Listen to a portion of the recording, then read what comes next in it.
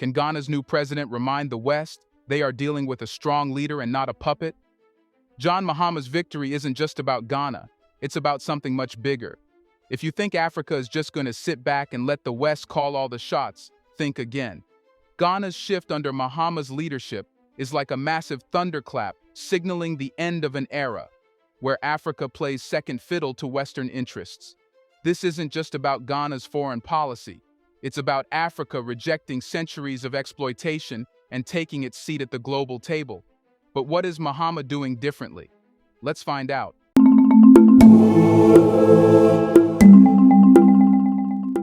Mahama didn't just win a presidential election, he won a battle for Ghana's soul. This is about economic independence. Ghana's been sucked dry by foreign interests for far too long. Foreign loans, foreign companies, foreign control. But Mahama? He's had enough. He's got a plan, and it's not to follow Western orders. Let's break it down. Ghana has been one of the most economically dependent nations in Africa, relying on the West for foreign aid, loans, and development assistance. But that system has done nothing but keep Ghana in a cycle of debt and dependence. Mahama is flipping the script. He's talking about real self-sufficiency. It's not just about keeping the lights on or propping up a broken system. It's about creating a sustainable economy, driven by Ghanaians for Ghanaians. It is the reason we would be initiating important governance reforms and sometimes initiate severe measures in the next 4 years to reset our nation and bring it back on track as the Black Star of Africa.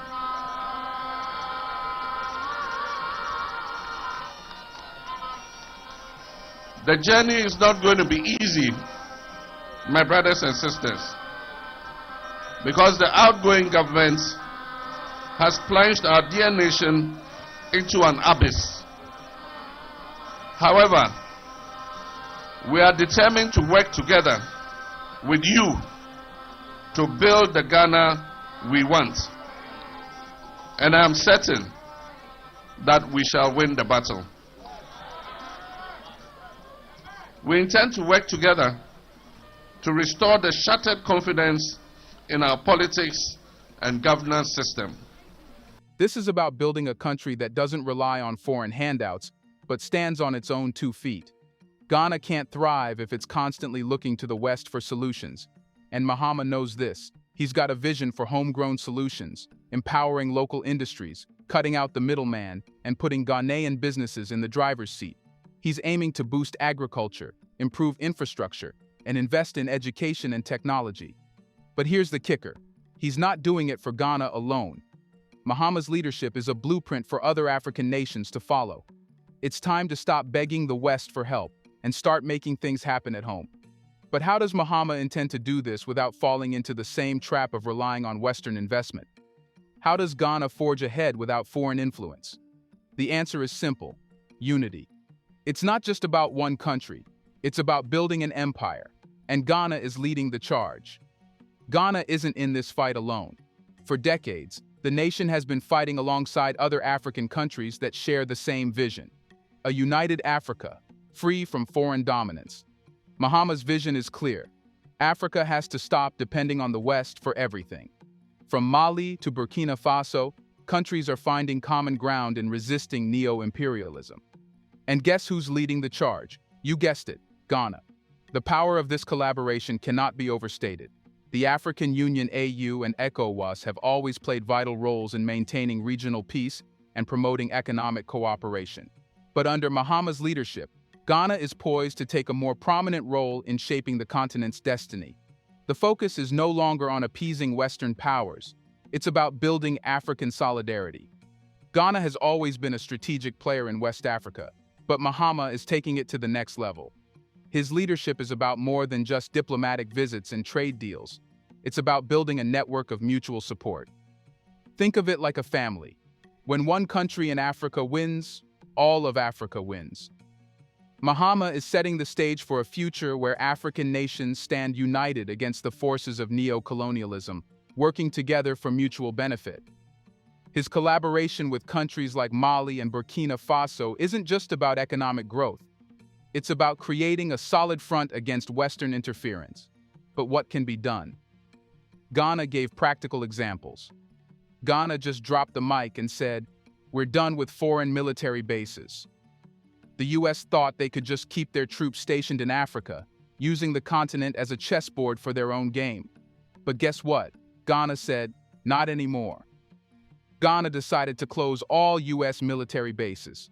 The closure wasn't some spur-of-the-moment decision. It was a well-planned move to assert sovereignty, to tell the West that Ghana is no longer a puppet. You don't get to dictate our future, not anymore. The US had long claimed its presence was for security purposes, fighting terrorism and stabilizing the region. But let's be real here. Ghana wasn't buying it. The people of Ghana and the wider African community had grown weary of foreign military presence, which often disguised itself as protection while serving Western interests. When Mahama stepped into office, he made it clear that Ghana would no longer be part of that game. The base closure was an act of defiance, an attempt to finally say, we will handle our security without relying on foreign military muscle. But the question lingers. Is this the start of something bigger? Ghana isn't the first African nation to take action against foreign military bases, and it definitely won't be the last. As Mahama's leadership pushes forward, how will this decision influence the continent's broader military policies? Are we on the brink of an Africa that governs its security without Western involvement? Ghana isn't the only one throwing out the old playbook. Africa's waking up. It's happening all over Africa. Mali, Burkina Faso, Niger, they're all saying, enough is enough. This isn't just a coincidence. Countries across Africa are closing US military bases at the same time. Is this the start of a continental uprising against foreign military dominance? You bet it is. What's going on here isn't just random. This wave of resistance is deeply connected to Africa's growing sense of unity and a collective desire for sovereignty. For too long, African nations have been pawns in the geopolitical chess game of the West. But no more. Countries like Mali and Burkina Faso have had enough of being treated like battlegrounds for foreign powers to settle their disputes. Instead of relying on foreign military forces to keep the peace, African nations are taking the responsibility into their own hands. Good morning, Gareth. Hi. The US military has about 27 operational bases across the whole African continent. Most of those are in your typical conflict zones, in the Horn of Africa, in the Sahel region and West Africa, where the main focus is counterterrorism. The Trump administration had been talking about drawing down those military forces, but the Biden administration seems to be, as far as we can fathom from the initial Africa policy plans, willing to maintain 6,000 US military personnel overtly on the African continent. Our concern now is that a number of African governments are allowing covert operations not fully under the framework of their legal or constitutional regulations. For example, in West Africa, the small archipelago of Cape Verde, not many people will have heard of it before, but it's a very strategic position. Here's a reminder to please like and share the video and subscribe to our channel to watch more videos on Black culture, history, civilization, and identity. Let's continue now. This movement is far more than just a reaction to foreign military presence. It's about reclaiming Africa's future. The closure of foreign bases marks a new chapter in African politics. Countries are increasingly banding together, rejecting the old guard, and deciding that Africa can and will stand on its own. But here's the big question. Can this movement sustain itself? Will the West respond to Africa's growing unity with force? Or will they finally respect the continent's desires for sovereignty? Spoiler alert, the old slave-master dynamic is on its last legs. For years, the relationship between Africa and the West has been defined by exploitation. But Mahama and others like him are ready to flip the script. No more. Africa is looking for new ways to engage with the West, but on its terms. The goal? Fairness, equality, and mutual benefit. Let's not sugarcoat it. Africa has been treated like the world's trash bin for too long. The West has reaped the benefits of Africa's resources, all while exploiting the people and systems that make the continent tick. But now African countries are saying, enough is enough. Mahama's vision for a new type of relationship with the West is rooted in partnership, not dominance. African nations, led by figures like Mahama, want to rewrite the rules of engagement, not as subordinates but as equals. But the question remains, will the West agree? Are they willing to move away from the exploitative practices of the past and treat Africa as a partner? Or will they continue with their centuries-old mindset, seeing Africa as nothing more than a resource for their gain? This is the crossroads Africa stands at today, and how the West responds will determine the future of global geopolitics. Will they finally play fair, or will Africa force their hand? Africa is rising, and you better believe it's not asking for permission. You've been hearing whispers, but now it's getting louder. The next decade will not look like the past. The days of Africa being exploited for resources and kept under the West's thumb are over. A new breed of leaders is emerging, leaders who are not only rejecting the old ways, but are actively rebuilding the African narrative. Ghana, under Mahama, is showing that the continent has the power to chart its course, and others are following suit. Let's break it down. Africa is not some poor, helpless continent that needs saving. This narrative of Africa as a charity case has been drilled into our minds for far too long. It's a dehumanizing myth that the West has pushed to justify its interference. But here's the reality. Africa is rich in resources, culture, and human potential. And now, African countries are realizing that they don't need foreign powers dictating their future. I think what people don't understand is how rich of a continent Africa really is. Do you realize, man, it's the only country in the world that don't have to import nothing. They don't need your food. They don't need your energy. They don't need your gold. They don't need your diamonds. They don't need your coal. They don't need your uranium. They don't need your platinum. They don't need nothing. Africa is the only country in the world, and they don't need your oil. They ain't got to import nothing. From the streets of Accra to the hills of Addis Ababa, young African leaders are embracing the Pan-African vision, a vision of a united, self-sufficient Africa. Mahama's leadership is part of this broader movement where African nations are rejecting dependency on foreign aid and military assistance. Do we need a strong Africa?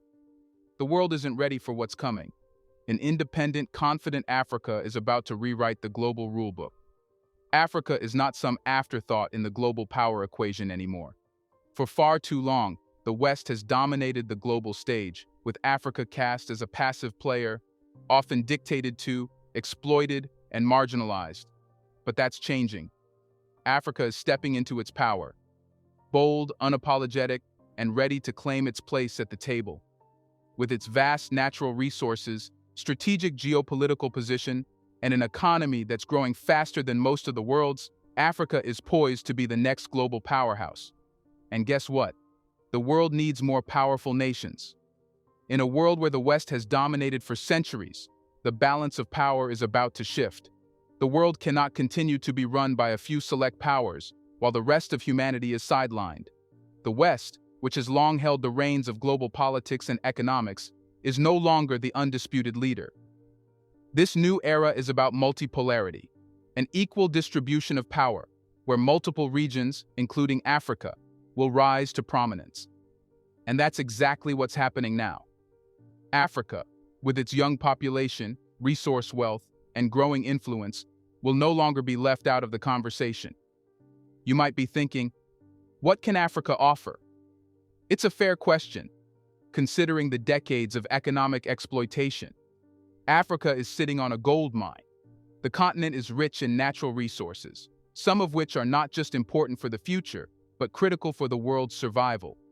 From minerals essential for tech production, like cobalt and lithium, to oil and agriculture, Africa holds the key to the global economy's next phase. These are the resources that tech giants, energy companies, and agricultural industries rely on to keep their economies functioning. Africa is the future, and the world is already feeling the pull. But it's not just about raw materials. Africa is also home to an intellectual capital that's ready to explode. The continent's young population is one of its greatest assets. With the average age of an African being under 20, the potential for innovation, technology development, and entrepreneurship is limitless. This demographic is eager to build and lead, not just be consumers. Africa's economic transformation will be driven by this vibrant, motivated generation that understands the value of self-sufficiency and is ready to take charge. As Africa's workforce becomes more skilled and educated, it will shift from being the world's supplier of cheap labor to a center for cutting-edge industries. Africa is no longer just a source of raw materials. It's a global player. The global stage is about to change. As African nations become more assertive and begin to unite, the West's monopoly on global politics will begin to crumble. For decades, Western powers have benefited from Africa's division and disunity, exploiting it through divide-and-conquer tactics. But Africa is starting to put aside old rivalries and focus on shared prosperity. This cooperation is already gaining momentum with regional alliances like the African Union and ECOWAS, which are building an economic and diplomatic bloc that is harder to ignore. With these partnerships strengthening, Africa will be able to stand its ground, demand respect, and ensure that its resources and labor are no longer taken for granted. Countries like China and Russia are already recognizing Africa's potential. They are deliberately and aggressively targeting their investments in the region to gain a competitive advantage over the United States. Should this occur, the balance of power in the Horn of Africa, astride major arteries of maritime trade between Europe, the Middle East, and South Asia, would shift in favor of China. We, the United States, is doing a lot of great work across the continent. I worry that it's not well known that we're providing this. At the same time, it's clear that China and Russia have a lot of influence in Africa. And this concerns me a lot, and I know it does concern you too. I mean, Africa has strategic importance to us for a number of reasons, including that many critical minerals that our defense industry requires are mined in Africa. And this is something that China knows, and they have begun to exploit. Last year, Senator Cotton and I introduced the Reshore Act to reduce our reliance on China for these critical minerals. They're moving in with strategic investments that focus on mutual benefit, unlike the exploitative relationships of the past. Africa's geopolitical value has surged, and now global powers are lining up to engage with the continent, on Africa's terms. This is the beginning of a multipolar world where power is shared among several regions. In this new reality, Africa will no longer be the underdog. It will be an equal partner, respected for its role in the global order. In the end, we must admire Ghana's decision. Ghana just did something that every African nation should consider. It told the US to pack up and leave. It's not just about Ghana saying, "We don't need you." It's about reclaiming sovereignty in the most visible way possible. By closing the US military bases, Ghana is taking a stand that should be praised by every African country. This decision isn't just political, it's a moral statement. It tells the world that African countries are no longer willing to sit back and let foreign powers dictate their future. Now, the Western world might not like this move. They'll label it as dangerous or destabilizing. But here's the truth. This is exactly the kind of bold, assertive leadership Africa needs. This is a wake-up call for the West. Africa isn't just a land to be exploited and controlled anymore. It's time for the world to respect Africa's decisions and treat the continent as an equal, not as a subordinate. The big question is, will the West acknowledge this move as a sign of Africa's growing maturity and assertiveness? Or will they double down on their old habits, trying to undermine Africa's sovereignty? Ghana's move to close US military bases could be the spark that ignites a continent-wide movement, and that's something the world needs to be prepared for. This is not just Ghana's victory, it's Africa's victory. So, what's next? Will Africa finally take its place as the global power it was always meant to be? Let us know in the comments section. Do you see more African nations doing what Ghana did? Do you want to watch more videos like this one? If so, subscribe to our channel and press the bell icon next to it. We have decided to bring videos on something nobody talks about: the Black culture, civilization, history, and evidence about how glorious Blacks have been. Thanks for watching, and until the next video, stay tuned.